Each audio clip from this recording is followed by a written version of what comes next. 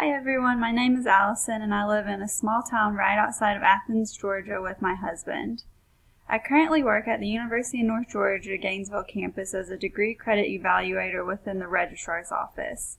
I'm earning my master's in higher education, so this is a required course for my major. I'm in my fourth semester of the program.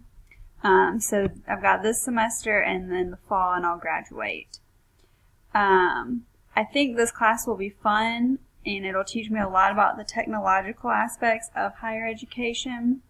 My professional goal is to someday become an academic advisor. I'm hoping that earning my master's in higher education can help me achieve my goal of becoming an advisor so I can help students.